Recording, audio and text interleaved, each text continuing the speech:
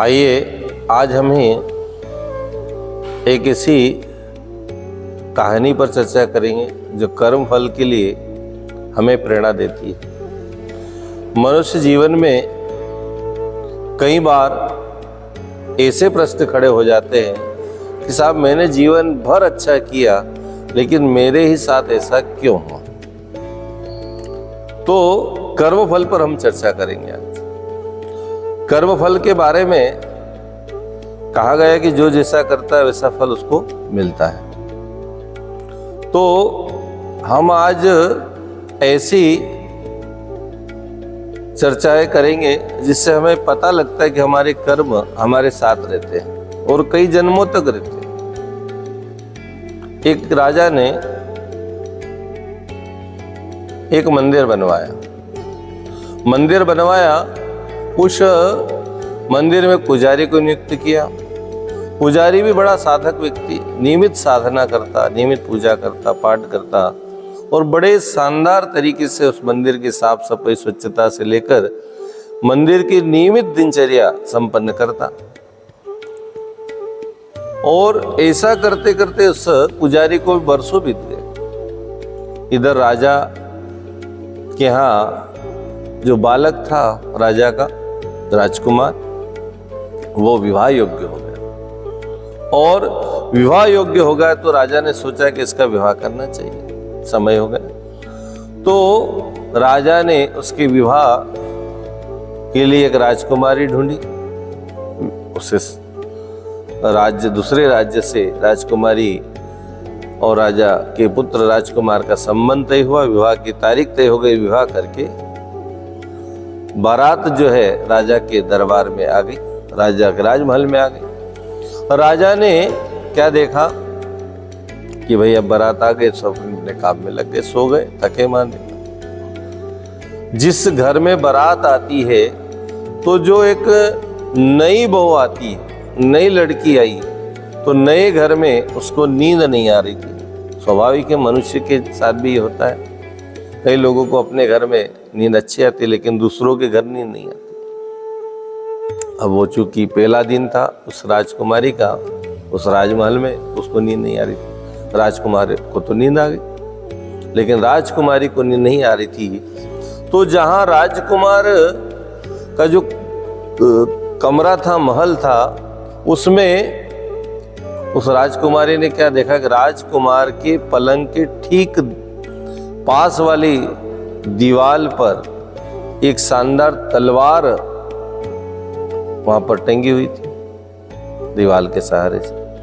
अब राजकुमारी भी स्वाभाविक है कि एक राज्य की राजकुमारी हो तो उसको इन चीजों से लगाव भी होता है, उन चीजों से खेलने का मन भी होता है, देखने का मन भी होता है। तो राजकुमारी ने क्या करा, उस तलवार को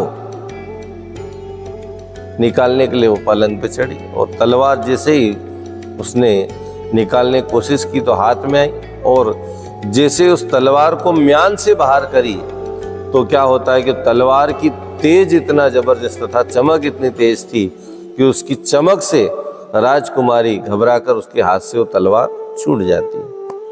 अब वो तलवार जैसे ही छूटी, राजकुमारी के हाथ से तलवार छूटी, वो तलवार सीधे सीधे राजकुमार की गर्दन पर गिरी और राजकुमार की गर्दन कट गई और राजकुमार की मृत्यु हो गई।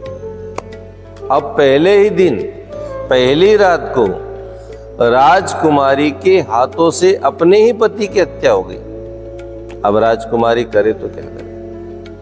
यदि राजकुमारी चिल्लाए बताए तो उसका परिवार उससे परेशान हो जाए कि साहब परिवार बदनाम हो जाए। तो राजकुमारी ने सोचा कि अब जो होना था हो गया, पर अब ये सत्य घटना पर नहीं बता पाएंगे क्या हुआ, क्यों हुआ। तो राजकुमारी ने सोचा कि क्यों ना इसको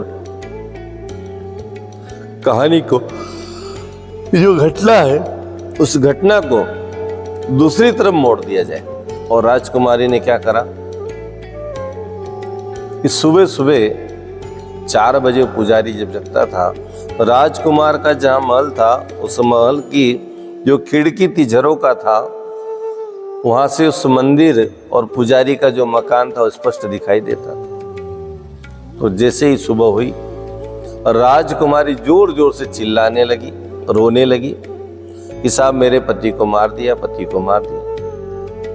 सारे राजमहल में हल्ला मच गया, सेना आ गई, सैनिक आ गए, राजा भी आ गए। तो मंत्री सभासद सब आ गए। उन्होंने कहा साहब क्या हुआ, आखिर में ऐसा क्या हुआ। आकर देखा राजकुमार की हत्या हो चुकी थी, राजकुमारी रो रही थी। उससे पूछा गया कि भैया बताइए किसको मारा किसने, ये राजकुमार की हत्या किसने की। तब उस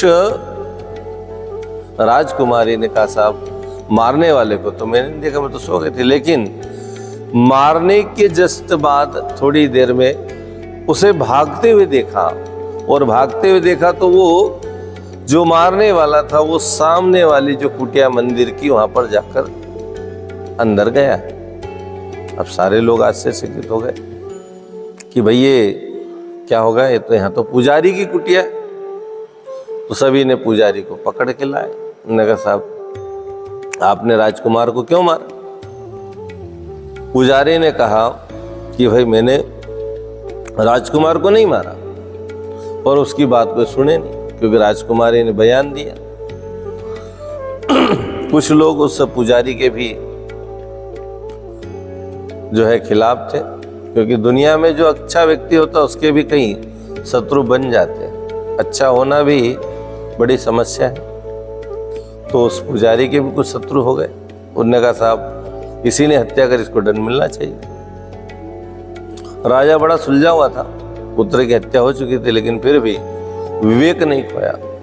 पर फिर भी सभी की बातों को सुना गया, पक्ष विपक्ष को सुना गया, और अंत में राजा ने निर्णय दिया कि जिस हाथ से इस पुजारी ने हमारे राजकुमार की हत्या की है, इनका एक हाथ काट दिया जाए।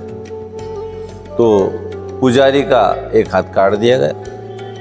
पुजारी को बड़ा मन में गलानी हुई कि साहब इस राज्य में इतने समय तक रहा, भगवान के प्रति उसके मन में कई तरह के भाव आए, मैंने इतने समय तक भगवान की खूब सेवा की, लेकिन फिर भी मेरे इस प्रकार से हाथ काटा गया। उनने उसी समय उस राज्य को छोड़ दिया और अपने गुरु के पास गया, और गुरु को सारी घटना बता दी कि गुरुजी मेरे साथ ऐसे ऐसा हुआ और आज मेरा हाथ कट चुका है। अब आप बताइए कि मेरा हाथ क्यों कटा, मैंने कोई दोष नहीं, मैंने कोई पाप नहीं किया, मैंने ऐसे कोई कर्म नहीं किया, फिर भी मेरे साथ ऐसा क्यों हुआ। तब उनके गुरु ने कहा साहब इतनी तो मेरी समझ नहीं है कि तुम्हारे कौन से प्रारब्ध से क्या हुआ, लेकिन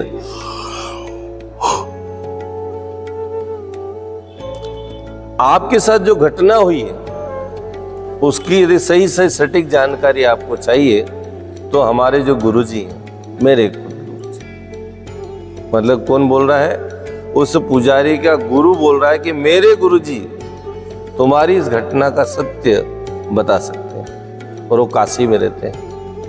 पुजारी काशी चले जाते हैं और उस गुरुजी का घर ढूंढते, अपने गुरुजी के गुरुजी का। तो ढूंढने पर घर मिला, वहाँ पहुंचे, उन्होंने आवाज़ लगाई कि साहब फलाने गुरुजी हैं, जिनका नाम बताया था पता। तो अंदर से एक माताजी आते हैं और उस गुरुजी जिनके नाम के बारे में जानकारी ली गई थी, उन गुरुजी को बहुत सारी गालियां उन्होंने दे दी। इतनी गालियां दी, पुजारी आश्चर्य में पड़ गया कि साहब ये गुरुजी के गुरुजी और उनके घर वाली होगी, पर इतनी गालियां दे रहे अपने पति को, तो क्या कारण होगा। तो उस समय तो कुछ बोले नहीं, चले गए। फिर शाम को फिर आए, शाम को गुरुजी आ गए थे, गुरुजी के गुरुजी। तो उनने आकर देखा कि आखिर में ये कैसे हुआ। तो उनने क्या करा, उनने गुरुजी को प्रणाम किया और पास में पहुंचे। उन्होंने कहा साहब मैं अपने साथ जो घटना घटी उसके बारे में पूछने आया था, लेकिन सबसे पहले तो मैं ये पूछूंगा कि आपकी जो धर्म पत्नी है, जो माता जी है, वो आपके बारे में इतनी गालियां देती है, इतना भरा बुरा कहती है, तो पहले आप तो ये बताइए कि आपके साथ ऐसा क्या हुआ, ये जो माता जी है आपके साथ, और आप इनको कैसे झेल लेते हो या कैसे निभा लेते हो? तो गुरु जी ने कहा कि पंडित जी, ये जो मेरी धर्मपत्नी है, ये मेरे पिछले प्रारब्ध है, वो प्रारब्धवश से मेरे जीवन में आई। और आप यदि इनके बारे में जानते हो, सुनो। पिछले जन्म में ये एक गधी थी और मैं एक कौवा था। गधी जंगल में चरने जाती थी, मैं इसकी पीठ पर कौवे के रूप में बैठता था और इसको चोंच मारकर, इसको तकलीफ पहुंचाकर मेरे को बड़ी खुशी होती थी और ये मेरा दैनिक काम हो गया।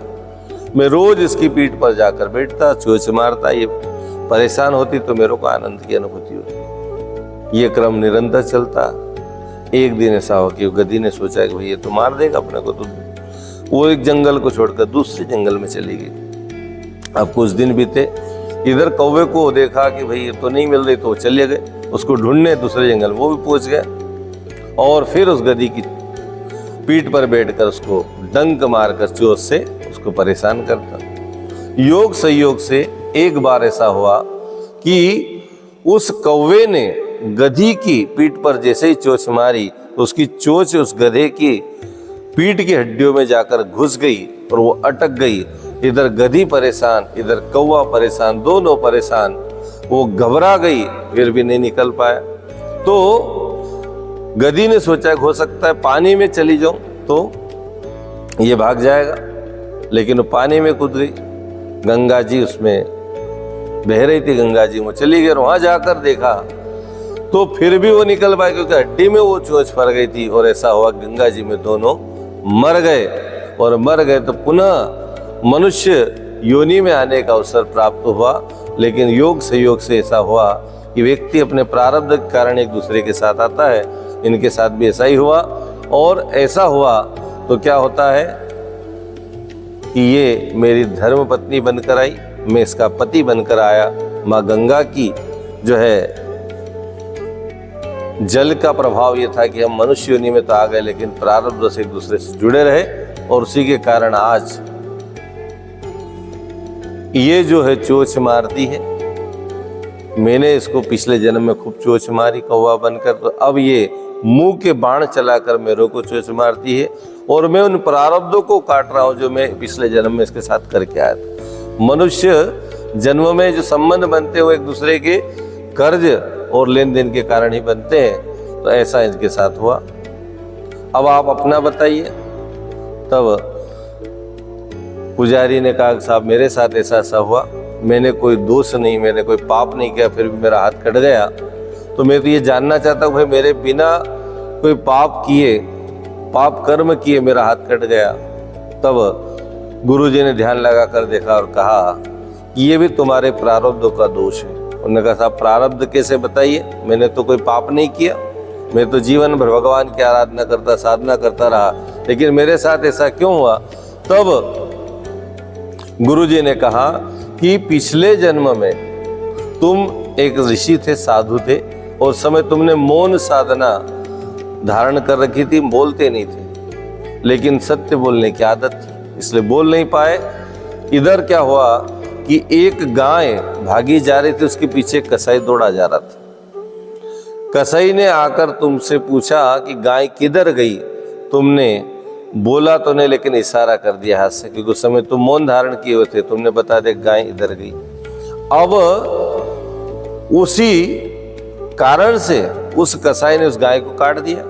अब इस जन्म में वो गाय जो है राजकुमारी बनकर आई, और वो जो कसाई था वो राजकुमार बनकर आया, और राजकुमारी जो गाय थी उसके हाथ से कसाई का वध हो गया, राजकुमार का वध हो गया। और पिछले जन्म में तुमने इशारा करके जिस हाथ से बताया था, इस जन्म में उसी हाथ को कटना पड़ा। तो ये कहानी से ये प्रेरणा मिलती है कि मनुष्य जीवन में जो कर्म किए जाते हैं, उन कर्मों का हमें भोग किसी न किसी जन्म में जाकर चुकाना ही पड़ता है।